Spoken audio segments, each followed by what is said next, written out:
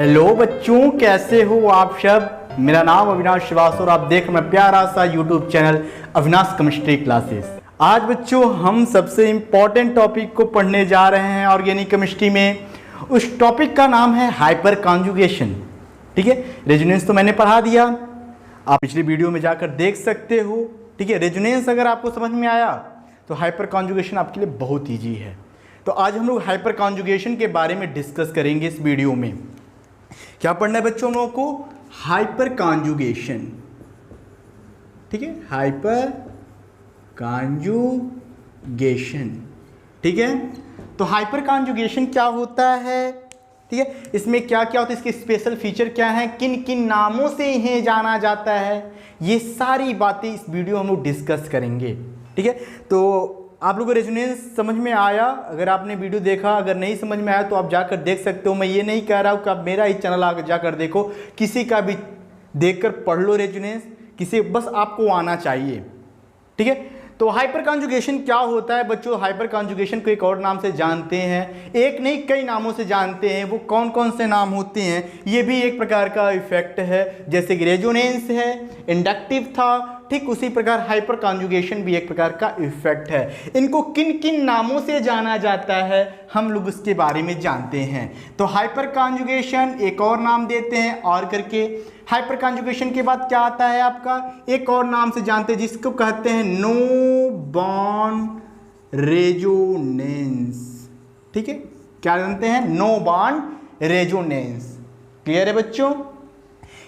तीसरा नाम क्या है? इसको किस नाम से जानते हैं? पहला तो हाइपर कॉन्जुगेशन, दूसरा नो बॉन्ड रेजोनेंस, और बच्चों जो तीसरा है उसको हम बेकर एंड नॉर्थन इफेक्ट के नाम से भी जानते हैं। बेकर एंड नॉर्थन, ये तीन नामों से हाइपर कॉन्जुगेशन के बारे में जाना जाता है। तो hyperconjugation, no bond resonance, Baker and Nathan effect, इन नामों से जाना जाता है। तो आपको एक बात बता दें कि जो नो बॉन्ड रेजोनेंस होता है, आखिर में जो ये वर्ड आया, कहीं ना कहीं तो इसका मतलब जो जरूर निकला होगा, क्योंकि आपको पता होगा कि जो साइंस होता है, साइंस कॉमन सेंस पे डिपेंड करता है। यदि कोई भी ऐसा टॉपिक दिया जा रहा है, कोई भी टॉपिक आपके सामने देखने को मिल रहा है, तो उसके पीछे बहुत बड़ी राज देखने को मिलेगी। क्यों नो बॉन्ड रेजोनेंस कहा गया, क्यों बेकर एंड नॉर्थन इफेक्ट कहा गया आगे इस हाइपर कॉन्जुगेशन को, तो सबके बारे में जानते हैं। हाइपर कॉन्जुगेशन बच्चों क्या होता है? हाइपर कॉन्जुगेशन ऐसा रेजोनेंस है जो सिंगल बॉन्ड में देखने को मिलता है। हाइपर कॉन्जुगेशन ऐसा रेजोनेंस है, ये एक प्रकार का रेजोनेंस ही है, ये एक प्रकार का रेजोनेंस ही है। तो ये एक ऐसा रेजोनेंस है जो सिंगल बॉन्ड में देखने को मिलता है, जबकि आपने रेजोनेंस इफेक्ट में डबल बॉन्ड भी देखा था। ठीक है, डबल बॉन्ड शिफ्ट होता है, यानी कि इसमें भी इलेक्ट्रॉन का देखो सिमिलरिटी क्या है रेजोनेंस में और हाइपर कॉन्जुगेशन में। इसमें दोनों में both side displacement of electron, यानी कि इलेक्ट्रॉन का डिस्प्लेसमेंट होगा। रेजोनेंस में भी आपको इलेक्ट्रॉन का डिस्प्लेसमेंट देखने को मिला था और हाइपर कॉन्जुगेशन में भी आपको इलेक्ट्रॉन का डिस्प्लेसमेंट देखने को मिला था। लेकिन वहां पे आपने देखा था कि जो हाइपर कॉन्जुगेशन में वहां पर रेजोनेंस में जो आपने वहां देखा था डबल बॉन्ड में होता था, लेकिन ये एक ऐसा रेजोनेंस है, सबसे स्पेशल फीचर है हाइपर कॉन्जुगेशन का। हाइपर कॉन्जुगेशन एक ऐसा है रेजोनेंस है जिसमें आप सिंगल बॉन्ड देखने को मिलेगा, सिंगल बॉन्ड पर ये रेजोनेंस होता है। ये बात तो आपको क्लियर हो गई?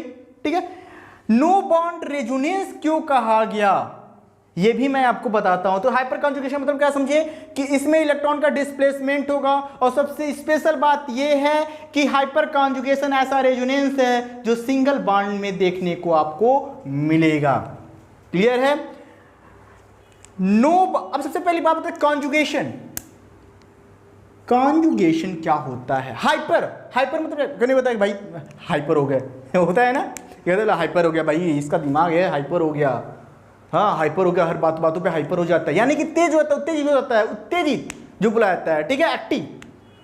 कॉन्जुगेशन का मतलब आपने पढ़ा होगा, कॉन्जुगेशन का मतलब ये होता है, अगर आपको नई जानकारी मैं बता दे रहा हूं कि कॉन्जुगेशन जो होता है, जैसे कि आपने पाई इलेक्ट्रॉन पाई पॉजिटिव में देखा था कॉन्जुगेशन पाई इलेक्ट्रॉन, और निगेटिव में कॉन्जुगेशन देखने को पाई और लोन पेयर में आपको कॉन्जुगेशन देखने को मिला था। वही कॉन्जुगेशन आपको यहाँ पे भी देखने को मिलेगा। तो अब हाइपर कॉन्जुगेशन को बच्चों बेकर एंड नॉर्थन इफेक्ट इसलिए कहा जाता है कि क्योंकि हाइपर कॉन्जुगेशन को सबसे पहले डिस्कवर करने वाले जो साइंटिस्ट थे वो दो थे। वो कौन कौन थे? Baker and northern. इसलिए उनके नाम क्या, on the basis of name, scientist के जो नेम है उन बेस पे हाइपर कॉन्जुगेशन को बेकर एंड नॉर्थन इफेक्ट के नाम से भी जाना जाता है। नो बॉन्ड रेजोनेंस क्यों कहा जाता है मैं आगे आपको बता रहा हूं डिटेल में। मैं जब आपको इक्वेशन सॉल्व करवाऊंगा, जब मैं उसका एग्जांपल दूंगा तो मैं आपको वहां समझा दूंगा कि इसलिए इसको नो बॉन्ड रेजोनेंस कहा जाता है। आप लोग कॉपी और कलम लेके साथ में बैठ जाइए और जैसे जैसे मैं समझाते जा रहा हूं, देखो बच्चों बिना कॉपी कलम का समझ में आने वाला नहीं है। मैं आप बोलता जाऊंगा, आप लोग सुनते जाओगे, तो इससे आपको समझ में आने वाला है नहीं। जब तक हाथ में कॉपी और कलम ना हो तब तक पढ़ने में मजा नहीं आता है बच्चों, ठीक है। तो चलो हम इसको आप पढ़ते हैं एक एक के बारे में, ठीक है। एक के बारे में हम लोग देखते हैं। चलो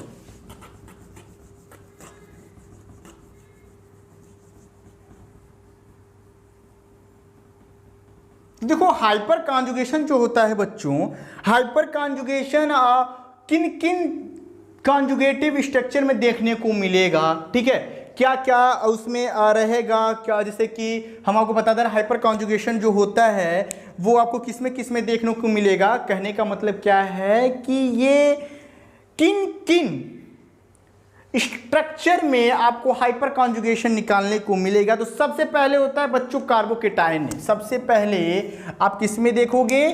कार्बोकेटायन, ठीक है। हाइपर कॉन्जुगेशन किस में देखोगे? कार्बोकेटायन। बच्चों आपको पता होता है ना कार्बोकेटायन क्या होता है? बोलो यस, पता है कि नहीं पता है? चलो मैं बता दे रहा हूं, नहीं पता है तो जिस भी कार्बन के ऊपर पॉजिटिवली चार्ज प्रेजेंट हो तो उसे कार्बोकेटायन कहा जाता है। जैसे CH3 CH2+, ठीक है बच्चों। दूसरा देखते हैं फ्री रेडिकल। फ्री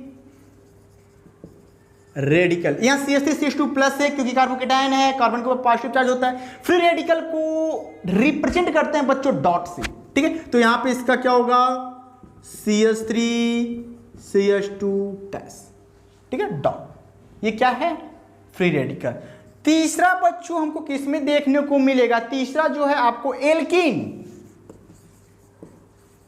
एल्किन में देख, एल्किन क्या होता है आपको पता होगा ना बच्चों अच्छे से। एल्किन किस में देखेंगे? CH3 CH2 double bond CH2, समझ रहे हो ना? क्या क्या पहचान होता है इसका? डबल बॉन्ड होता है। एल्किन में क्या होता है? डबल बॉन्ड होता है। तो इसमें आपको एक देखने को चौथा देखो बच्चों, ये रेयर केस पे है, आखिर में इसमें देखने को मिलता नहीं है ज़्यादातर, लेकिन हम लोग पढ़ते हैं बहुत कम ही केस जो होते हैं ये इन्वॉल्व होते हैं, जिसको बोलते हैं कार्बन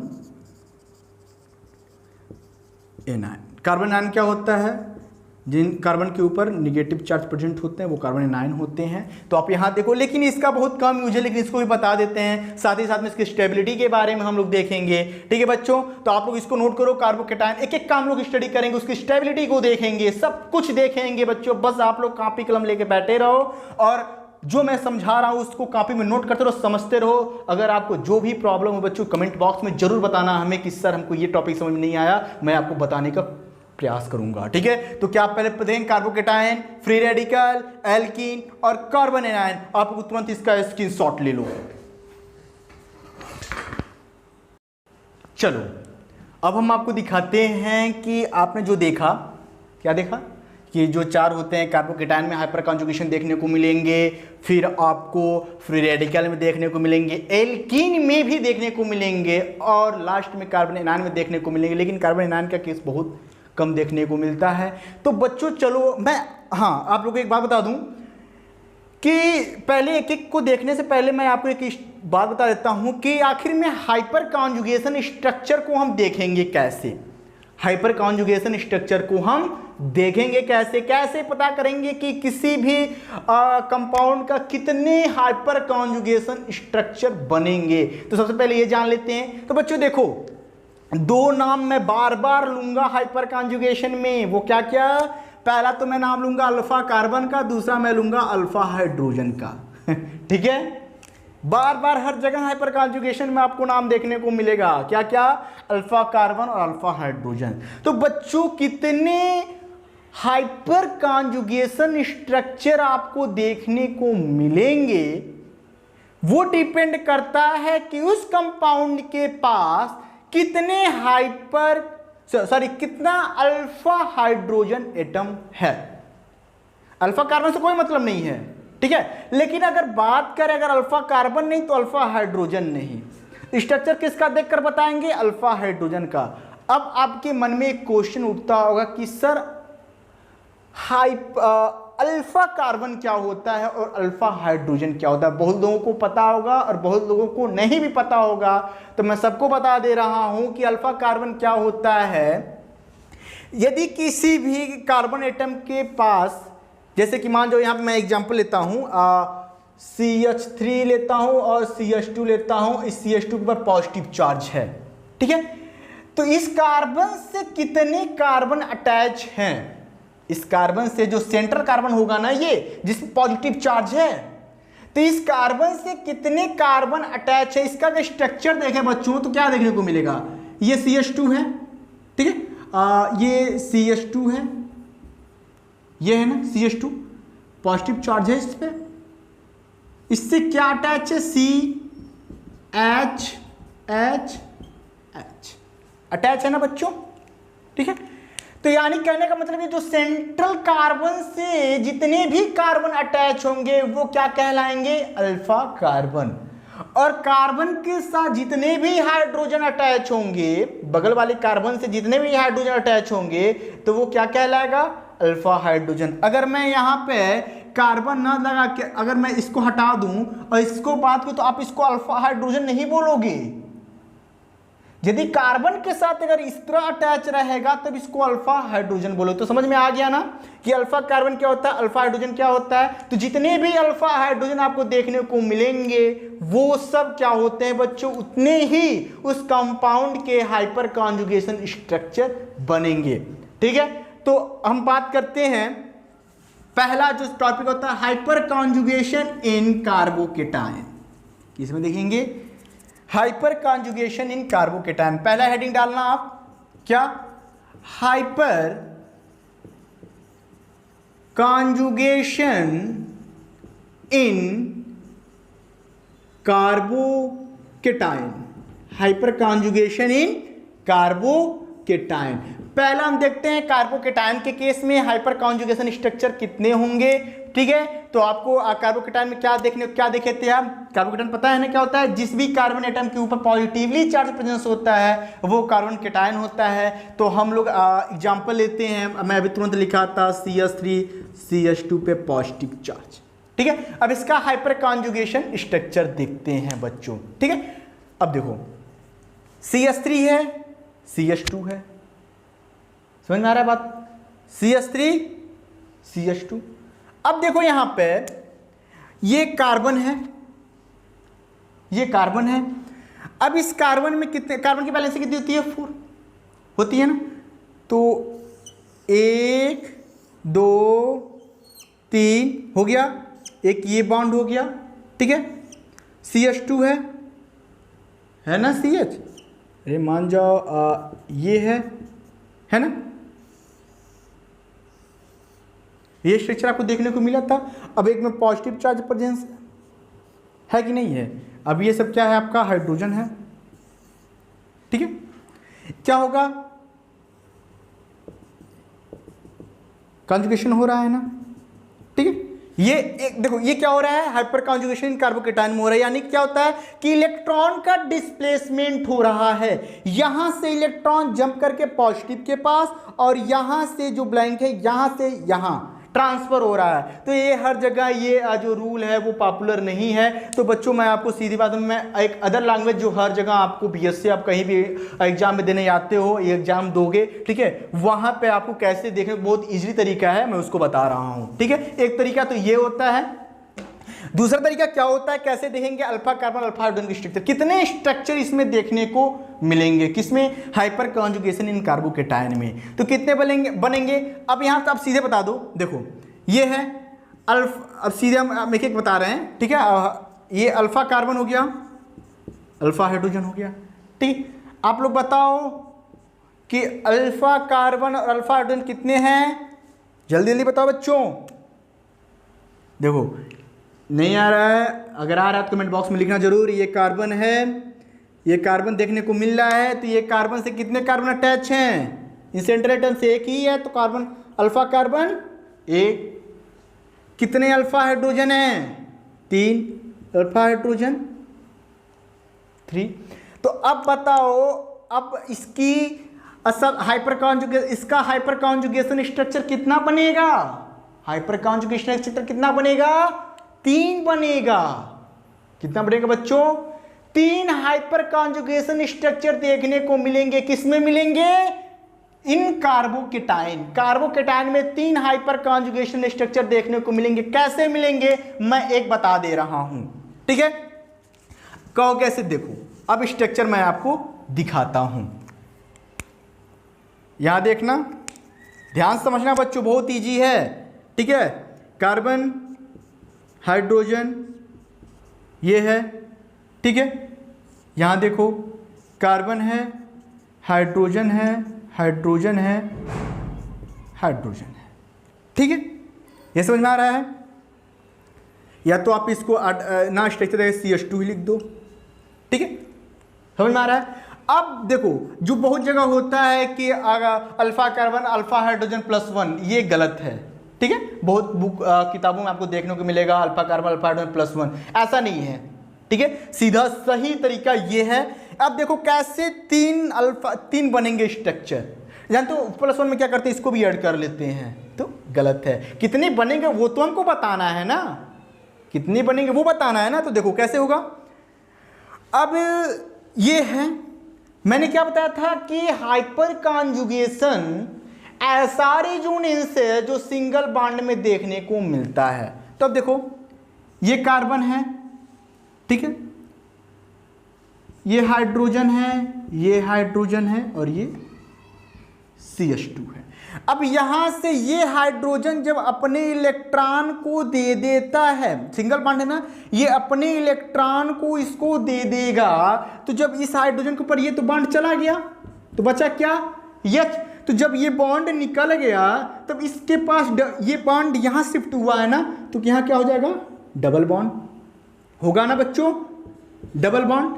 अब यहां पे जब इसने इलेक्ट्रॉन दिया तो जो देता है उस पर कौन सा चार्ज,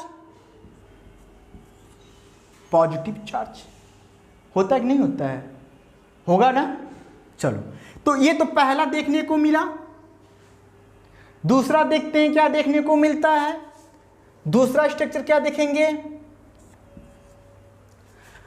अब तो मैं इसको हटाया, मैं इसको हटाता हूं, कार्बन हाइड्रोजन, ये बॉन्ड, अब ये वाला बॉन्ड यहां पे जाएगा, तो यहां दे रहा है तो पॉजिटिव चार्ज, दे रहा है तो पॉजिटिव चार्ज, यहां पे 1 हाइड्रोजन जुड़ा हुआ है, यहां पे डबल बॉन्ड CH2, ठीक है। बॉन्ड डिस्प्लेसमेंट हो रहा है ना, शिफ्ट हो रहा है ना, जब इलेक्ट्रॉन दे रहा है तो इसमें पॉजिटिव चार्ज दिखाई दिया, तो ये स्ट्रक्चर कौन सा स्ट्रक्चर हुआ, नंबर 2। तीसरा स्ट्रक्चर बच्चों यहां देख लो, कार्बन है, ये वाला देता है इसको, ठीक है, ये वाला इसको यहां शिफ्ट करेगा, तो क्या होगा, H hydrogen plus double bond CH2, यहां पे ये पॉजिटिव चार्ज है, ठीक है। ये क्या हो गया, स्ट्रक्चर नंबर 3। तो आपको क्या देखने को मिला, हाइपर कॉन्जुगेशन इन कार्बोकेटायन में मैंने बताया कि जितना भी अल्फा हाइड्रोजन होगा जितना भी अल्फा हाइड्रोजन होगा उतने ही हाइपर कॉन्जुगेशन स्ट्रक्चर बनेंगे। तो हाइपर कॉन्जुगेशन इन कार्बोकेटायन में अल्फा हाइड्रोजन जो था बच्चों वो 3 था, इसलिए इसका जो स्ट्रक्चर देखने को मिला वो 3 स्ट्रक्चर देखने को मिला। और बता दें कि मैंने नो बॉन्ड रेजोनेंस का नाम लिया था, तो सिंगल बॉन्ड में तो देखो बच्चों यहाँ बॉन्ड है नहीं है, यहाँ बॉन्ड क्या है अब्सेंट है, इसलिए इसको नो बॉन्ड रेजोनेंस के नाम से भी जानते हैं। तो ये आपको क्लियर हो गया क्यों हाइपर कॉन्जुगेशन को क्यों नो बॉन्ड रेजोनेंस कहा गया। बिकॉज यहां जो इलेक्ट्रॉन हैं, जो ये बॉन्ड हैं, वो क्या हो जा रहे हैं, शिफ्ट हो जा रहे हैं, वहां पे एक भी बॉन्ड देखने को नहीं मिल रहे हैं, इसलिए इसको नो बॉन्ड रेजोनेंस के नाम से जाना गया। और बेकर एंड नॉर्थन ने इसको फर्स्ट डिस्कवर्ड किया था, इसलिए इसको बेकर एंड नॉर्थन इफेक्ट भी कहा जाता है। आप लोग तुरंत इसका स्क्रीनशॉट लो। चलो अब हम दिखाते हैं इसकी स्टेबिलिटी के बारे में। एक बात और बच्चों बता दें आप लोगों को कि जो हाइपर कॉन्जुगेशन जितने, देखो मैं लिखता हूं कि हाइपर कॉन्जुगेशन, ठीक है, जितने ज्यादा होंगे इसके स्ट्रक्चर, उतनी इसकी स्टेबिलिटी भी ज्यादा होगी। क्या होगी, इतनी ही इसकी स्टेबिलिटी भी ज्यादा होगी। यानी कि जितना हाइपर कॉन्जुगेशन स्ट्रक्चर जिसका सबसे ज्यादा हाइपर कॉन्जुगेशन स्ट्रक्चर रहा, उसका ही सबसे ज्यादा स्टेबिलिटी होगा। ये बात आप लोग याद रखना, ठीक है बच्चों। तो मैं अब बात करता हूं, तो मैंने देखा तो जनरली देखा मैंने कि हाइपर कॉन्जुगेशन जो होता है इन कार्बोकेटायन में कैसा होता है। अब बात करते हैं स्टेबिलिटी ऑफ कार्बोकेटायन।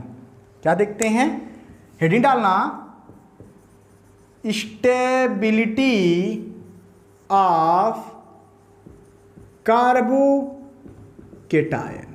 स्टेबिलिटी को देख लेते हैं कि सबसे ज्यादा स्टेबल कौन सा होता है। तो ठीक है बच्चों, कार्बोकेटायन के केस में देखना है तो देखते हैं क्या होगा, CH3, ठीक, ए इसको ले लो, बी क्या लोगे, CH3 CH2 प्लस कर दो, कार्बोकेटायन है ना बच्चों, प्लस कर दो, ठीक है।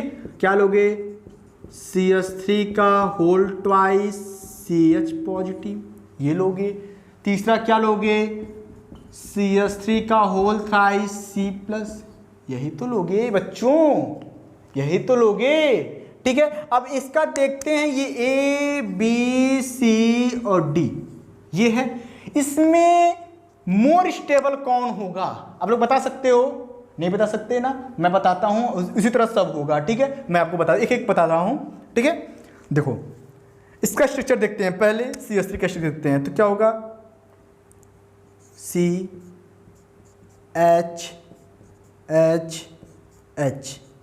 पॉजिटिव, ठीक है, पहले का हुआ। दूसरा का देखते हैं,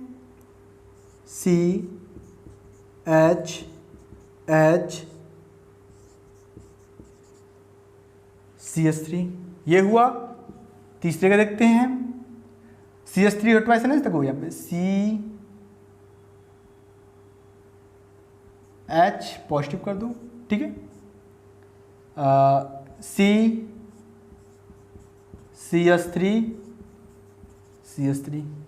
इसका बना CH3 का होल ट्वाइस CH प्लस, ठीक है।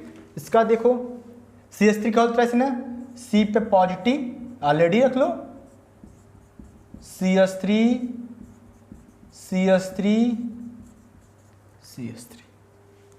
ठीक है। समझ में आ रहा है बच्चों। इसका नाम आप बता सकते हो, क्या नाम होगा इसका, जल्दी बताओ, इसका नाम क्या होगा, बताओ। मेथिल कार्बोकेटायन, नाम पता करो बच्चों, नाम इसका क्या होगा, मेथिल कार्बोकेटायन, ठीक है। अब इसका नाम क्या होगा, CH3 CH2 का नाम क्या होगा,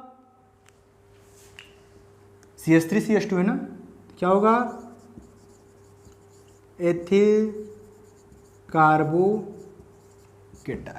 ठीक है। अब उसका नाम बताओ क्या होगा, अरे भाई बताओ, इसमें एक कार्बन तो मेथ, 2 कार्बन है तो एथ कार्बोकेटायन, 3 कार्बन है ना, तो प्रोपिल कार्बोकेटाइन होगा, प्रोपिल होगा ना, प्रोप होगा। लेकिन बच्चों इसका एक नाम दिया जाता है, इसका सही नाम इसका होता है आइसो, ठीक है, प्रोपिल कार्बोकेटाइन। कार्बोकेटाइन क्यों पता है, क्योंकि पॉजिटिव चार्ज प्रेजेंस है, ठीक है। ये 3 कार्बन है, 1 2 3 4 कार्बन है, ठीक है।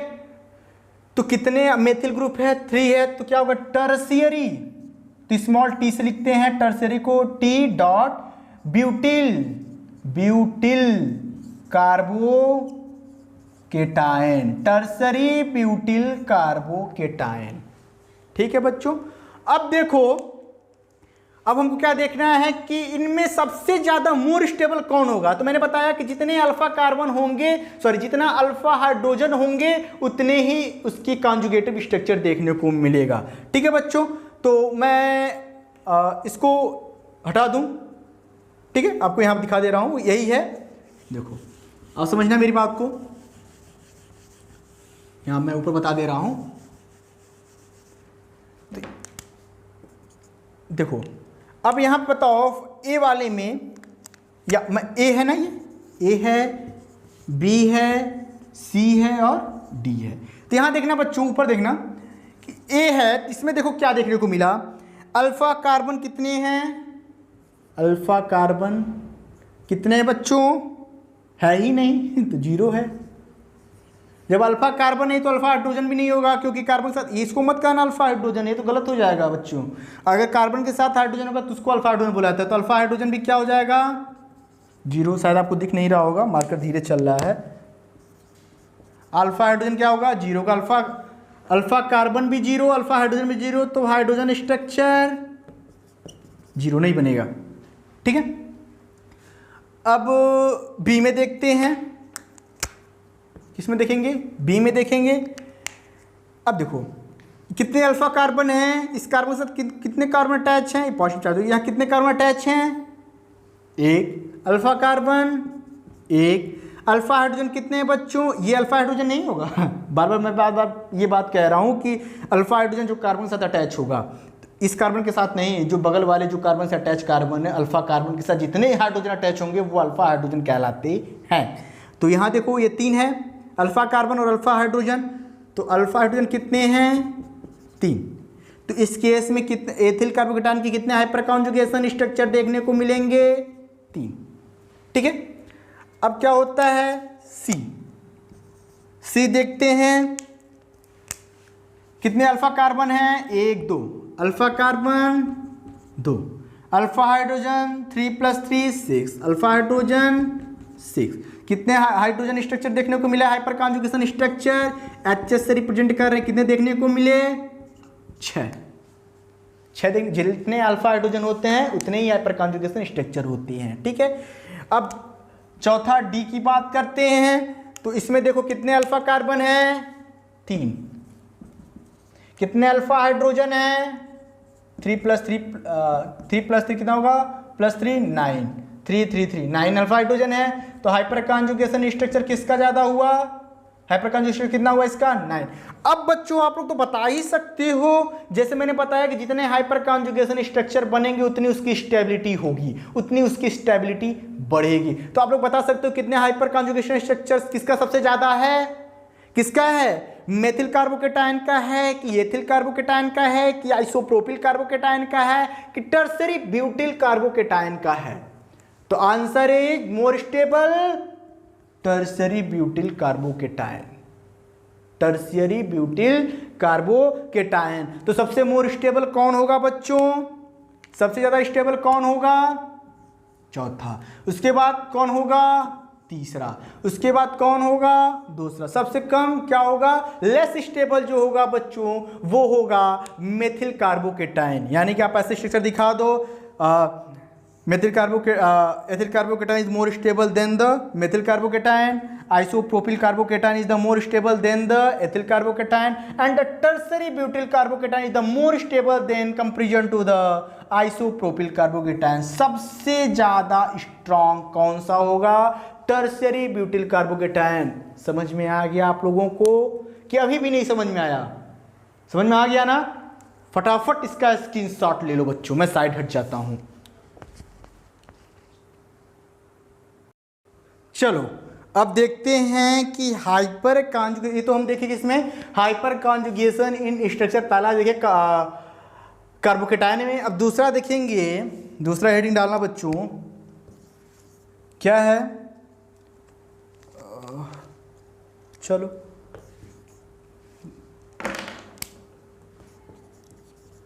हाइपर कॉन्जुगेशन स्ट्रक्चर इन, दूसरा क्या था, free radical, hyper conjugation structure in free radical. ठीक है, अब फ्री रेडिकल में देखते हैं तो क्या हम देखेंगे CH3CH2 डॉट। ठीक है, यहाँ पे मैंने पॉजिटिव लिखा तो क्या हो गया था, कार्बोकेटायन का, डॉट लिख दिया तो क्या हो गया, फ्री रेडिकल का। तो एज आप बता सकते हैं सेम कंडीशन वहाँ यहाँ पे भी है। ठीक है, वही सब देखेंगे। तो चलिए, हमको पढ़ाना तो सब है, ठीक है, शायद आप लोगों को समझ में भी आ गया होगा, जहाँ तक मुझे आशा है, और नहीं जिसको नहीं समझ में आया मैं फिर बता रहा हूँ। ठीक है, CH3CH2 है, तो आप सबसे पहले देखते हैं कि इसके अल्फा कार्बन अल्फा हाइड्रोजन कितने बनेंगे, अल्फा हाइड्रोजन एटम कितने होंगे, अल्फा कार्बन कितने होंगे इसके 1, अल्फा हाइड्रोजन कितने होंगे 3। तो हाइपर कॉन्जुगेशन स्ट्रक्चर कितने देखने को मिलेंगे, 3।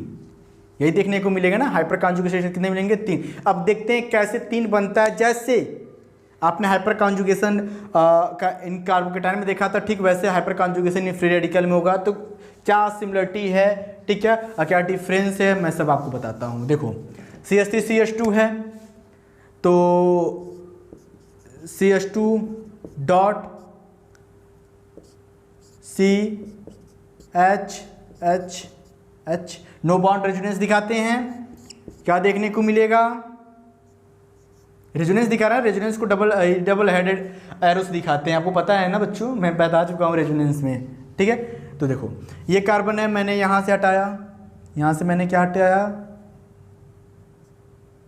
यहाँ से मैंने हाइड्रोजन को हटाया, हटाऊंगा नहीं हटाऊंगा, अब कोस हटाऊंगा। तो देखो यहाँ पे CH, ये हाइड्रोजन यहाँ पे आया, डबल बॉन्ड C कौन सा आया, हाइड्रोजन दिया कौन सा, ये, तो इस पे क्या आ जाएगा, डॉटेड स्ट्रक्चर आ जाएगा, और ये क्या हो जाएगा, हाइड्रोजन हो जाएगा।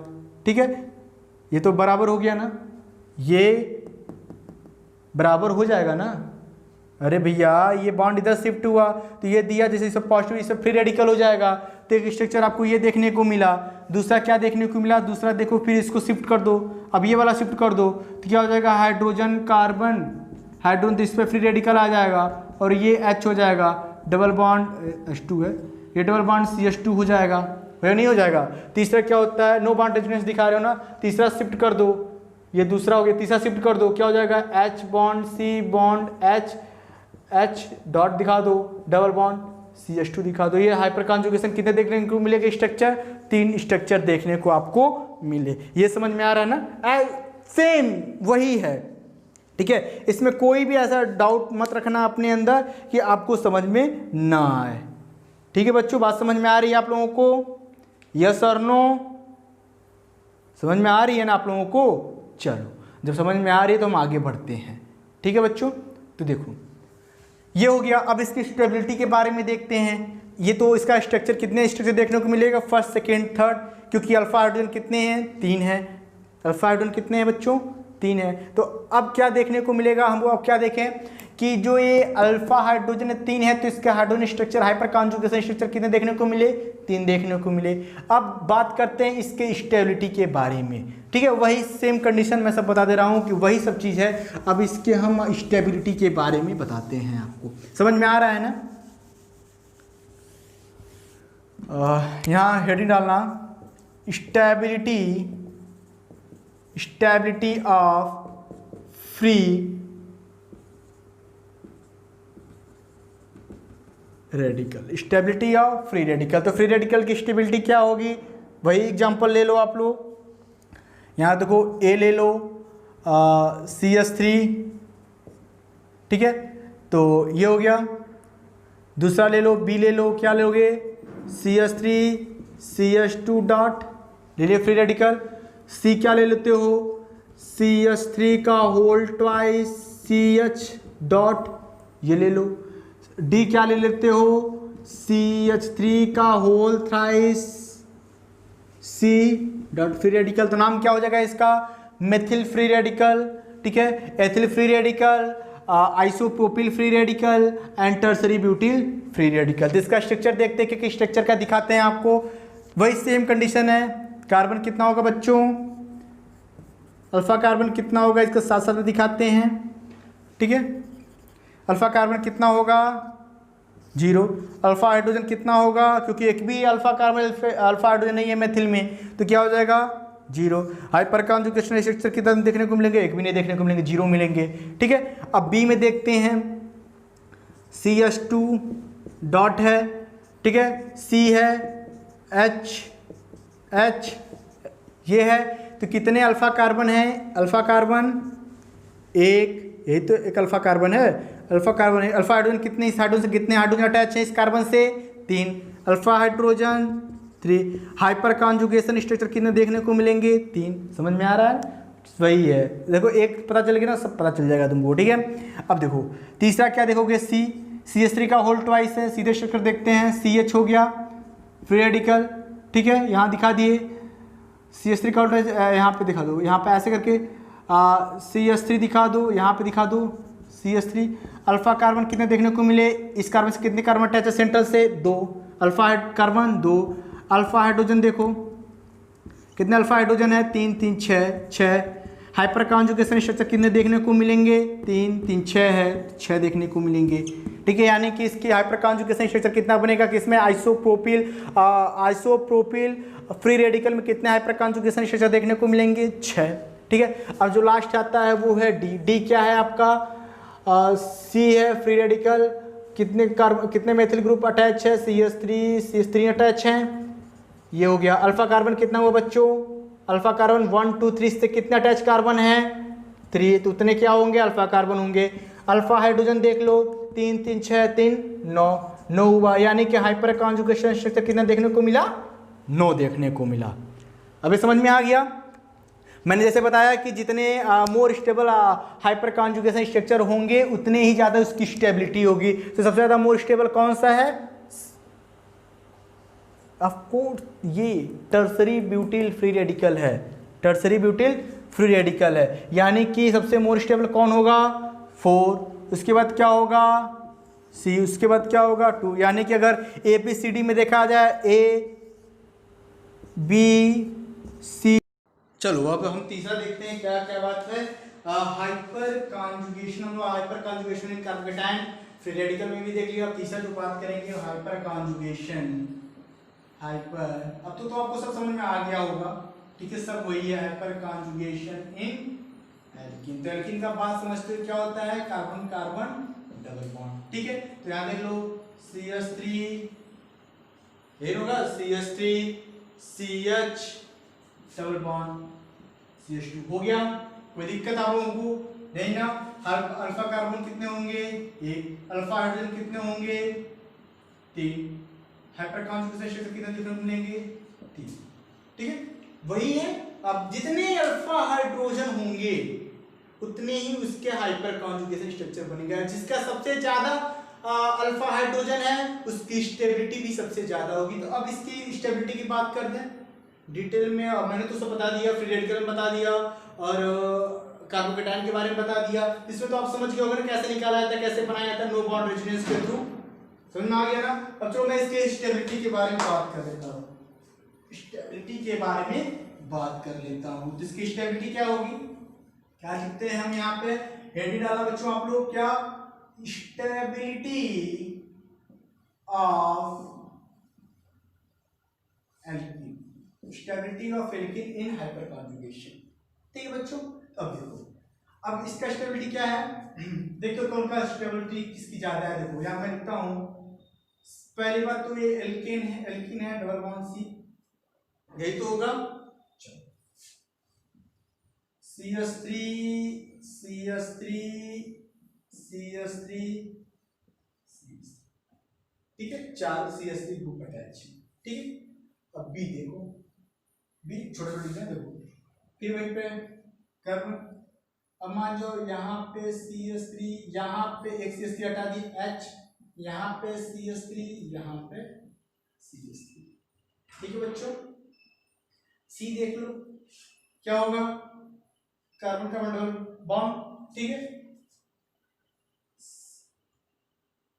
H H यहां से एक और CH3 निकल गया, हो गया। डी देख लो, डी देख लो, कार्बन कार्बन डबल बॉन्ड है ना, H H H CH3, समझ में आ रहा है। देखो यहाँ पे 4 CH3, यहाँ पर 3 है, यहाँ पे 2 है, यहाँ पर 1 है। तो ये कैसा फॉर्म था, CH3 bond CH double bond CH2। अभी मैंने स्ट्रक्चर बनाया था आपको, ठीक है, वही है। तो हाइपरकार्बन दूसरे स्ट्रक्चर कितने मिलेंगे, 3 देखने को मिलेंगे, ठीक है। तो अब देखो यहाँ पे अल्फा कार्बन कितने होंगे, 1 2 3 4 है ना, 1 2 3 4, ठीक है। अल्फा हाइड्रोजन कितने होंगे, 3 3 6 3 9 3 12। हाइपर कॉन्जुगेशन कितना होगा, 12, ठीक है बच्चों। अब यहाँ पर देखो, यहाँ पे अल्फा कार्बन कितने देखने को मिल रहे हैं, 1 2 3। अल्फा हाइड्रोजन कितने देखने को मिल रहे हैं, 3 3 6 3 9। हाइपर कॉन्जुगेशन कितने मिलेंगे, 9। ये नहीं होगा तो बता दिए पहले। अब यहाँ देखो, इसका अल्फा कार्बन कितना होगा, इसका सी वाला अल्फा कार्बन कितना होगा, 1 2 है अल्फा कार्बन। अल्फा हाइड्रोजन कितना है, 6 है। हाइपर कॉन्जुगेशन स्ट्रक्चर कितना बनेगा देखने को, 6, ठीक है। तो यहाँ पर देख लो, यहाँ पे अल्फा हाइड्रोजन कितना होगा, अल्फा कार्बन कितना है 1, अल्फा हाइड्रोजन कितना होगा 3, हाइपर कॉन्जुगेशन स्ट्रक्चर कितना होगा 3, ठीक है। तो सबसे मोस्ट स्टेबल कौन है, सबसे ज्यादा किसका हाइपर कॉन्जुगेशन स्ट्रक्चर है, नंबर ए का।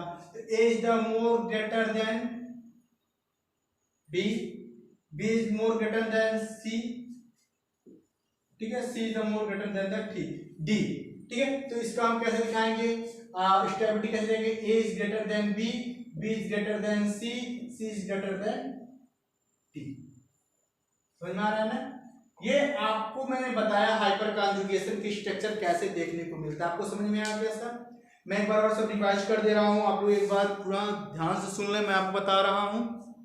हाइपर कॉन्जुगेशन क्या होता है, ये एक ऐसा रेजोनेटिंग स्ट्रक्चर देखने को होता है, एक ऐसा रेजोनेटिंग स्ट्रक्चर होता है जिसमें आपको केवल सिंगल बॉन्ड में रेजोनेंस देखने को मिलेगा। हाइपर कॉन्जुगेशन को कई नामों से जाना जाता है। पहला तो हाइपर कॉन्जुगेशन के नाम से ही जानते हैं, दूसरा नो बॉन्ड रेजोनेंस के नाम से जानते हैं, तीसरा बेकर एंड नॉर्थन इफेक्ट के नाम से भी जानते हैं, ठीक है। इसमें कोई कंफ्यूजन मत रखिएगा कि बेकर एंड नॉर्थन इफेक्ट क्या होता है, तो वो हाइपर कॉन्जुगेशन ही होता है। नॉन बॉन्ड रेजोनेंस क्या होता है, वो भी क्या होता है, हाइपर कॉन्जुगेशन होता है। नाम क्यों रखा गया नो बॉन्ड रेजोनेंस में, क्या होता है, क्योंकि सिंगल बॉन्ड डिस्प्लेसमेंट होते हैं, जो इलेक्ट्रॉन होते हैं वो डिस्प्लेसमेंट होते हैं, ठीक है, वो एक स्थान दूसरे स्थान जाते हैं, क्योंकि सिंगल बॉन्ड एक ऐसा, मैंने बताया हाइपर कॉन्जुगेशन एक ऐसा रेजोनेंस है जो सिंगल बॉन्ड में क्या होता है, सॉरी, डिस्प्लेसमेंट होता है। क्लियर है, ये बात आपको समझ में आ गया होगा। अब फिर मैंने क्या बताया कि बेकर एंड नॉर्थन ने इसको सबसे पहले डिस्कवर किया था, इसलिए इसको क्या बोलते हैं, बेकर एंड नॉर्थन इफेक्ट की भी बोलते हैं। तो मैंने 4 केस में आपको देखने को मिलता है। सबसे ज्यादा किस में देखने को मिलेगा, 3 चीज में सबसे ज्यादा देखने को मिलता है। चौथा जो होता है बहुत रेयर केस में देखने को मिलता है, यानी कि उसका कहीं अगर जिक्र भी नहीं होता है हाइपर कॉन्जुगेशन में, जिसका नाम है कार्बन एनायन। तो कौन कौन सा होगा, पहला carbocation in hyper conjugation in carbocation, दूसरा होगा hyper conjugation in free radical, तीसरा होगा हाइपर कॉन्जुगेशन इन एल्कीन, चौथा होगा जो हम नहीं पढ़ते हैं वो है हाइपर कॉन्जुगेशन इन कार्बन आयन। कार्बोकेटाइन में क्या देखने को मिला था कि पहले फिर मैंने बताया था कि अल्फा कार्बन होते हैं और अल्फा हाइड्रोजन, जिसका अल्फा हाइड्रोजन सबसे ज़्यादा होता है उसके हाइपर कॉन्जुगेशन स्ट्रक्चर उतना ही ज़्यादा बनते ही हैं। तो हाइपर कॉन्जुगेशन स्ट्रक्चर जिसकी सबसे ज़्यादा होगी उसकी स्टेबिलिटी भी सबसे ज़्यादा होगी। तो आपने क्या देखा था कि हाइपर कॉन्जुगेशन इन कार्बोकेटाइन में कितने हाइपर कॉन्जुगेशन स्ट्रक्चर बने थे, 3। क्यों बने थे, क्योंकि उसमें अल्फा हाइड्रोजन कितने थे, 3 थे। मैंने एग्जांपल बताया था CH3 और CH2 प्लस। कार्बोकेटायन क्या होता है कि जब किसी कार्बन एटम के ऊपर पॉजिटिव चार्ज प्रेजेंस होता है वो क्या होता है, कार्बोकेटायन होता है। दूसरा मैंने उसकी स्टेबिलिटी के बारे में बताया, पहला क्या था मेथिल कार्बोकेटायन, उसके बाद था एथिल कार्बोकेटायन, तीसरा था आइसोप्रोपिल कार्बोकेटायन, चौथा आता है टर्सरी ब्यूटिल कार्बोकेटायन। तो सबसे मोर स्टेबल, सबसे ज्यादा हाइपर कॉन्जुगेशन स्ट्रक्चर या अल्फा हाइड्रोजन सबसे ज्यादा किसका था, टर्शियरी ब्यूटिल कार्बोकेटायन का। तो मोर स्टेबल होगा टर्शियरी ब्यूटिल कार्बोकेटायन, ठीक है। उसके बाद उससे कम स्टेबल होगा आपका आइसोप्रोपिल कार्बोकेटायन, उसके बाद होगा एथिल कार्बोकेटायन, उसके बाद मेथिल कार्बोकेटायन, ठीक है, ये आपने बता दिया। फिर hyper conjugation in free radical में देखा, hyper conjugation in free radical में आपने देखा hyper conjugation structure CH3 CH2 के ऊपर मैंने CH2 के ऊपर डॉट दे दिया था, डॉट से रिप्रेजेंट होता है कि वो क्या होता है, वो फ्री रेडिकल है। तो फ्री रेडिकल में मैंने एग्जांपल लिया था CH3 CH2 डॉट, ठीक है। तो उसमें अल्फा कार्बन कितने थे आपको देखने में, तो एक अल्फा हाइड्रोजन कितना थे, 3, तो इसलिए उसका हाइपर कॉन्जुगेशन स्ट्रक्चर कितना था, 3 था। मिथिल फ्री रेडिकल, ठीक है। उसके बाद होता था एथिल फ्री रेडिकल, उसके बाद आइसोप्रोपिल फ्री रेडिकल, उसके बाद होता है कि टर्सरी ब्यूटिल फ्री रेडिकल। इसमें भी मोर स्टेबल क्या होगा, टर्सरी ब्यूटिल फ्री रेडिकल इसलिए ज्यादा होगा क्योंकि इसके अल्फा हाइड्रोजन या हाइपर कॉन्जुगेशन स्ट्रक्चर सबसे ज्यादा है। जिसकी हाइपर कॉन्जुगेशन स्ट्रक्चर सबसे ज्यादा होता है वही मोर स्टेबल होता है। चौथा मैंने एल्कीन बताया, एल्कीन में मैंने आपको यही बताया, लिखा हूँ एल्कीन में, ठीक है। मैंने एग्जांपल लिया था CH3 CH double bond CH2, तो आपको हाइपर कॉन्जुगेशन स्ट्रक्चर ये देखने को मिला था। स्टेबिलिटी भी आप देख लिए, उसका भी सबसे ज्यादा किसका होगा, जो सबसे ज्यादा इसका हाइपर कॉन्जुगेशन स्ट्रक्चर देखने को मिलेगा। अब मुझे विश्वास है कि आप लोगों को ये समझ में आ गया होगा, ठीक है। आप लोग इसको स्क्रीनशॉट लो, नोट कर लो, ठीक है। अब हम जो नेक्स्ट वीडियो अपलोड करेंगे, ठीक है, कुछ मजेदार टॉपिक को लेकर हम लोग पढ़ा जाएगा जिससे बहुत इजीली समझ में आ जाएगा। मैं बार बार आपसे कहता हूं कि आप लोग कॉपी कलम लेके बैठा करें जिससे आपको समझ में बहुत अच्छे से आएगा, क्योंकि जितने लिखोगे या जितने रिएक्शन को लिखोगे उतना जल्दी तैयार होगा, रटने से तैयार नहीं होगा, ठीक है गाइस। बाय।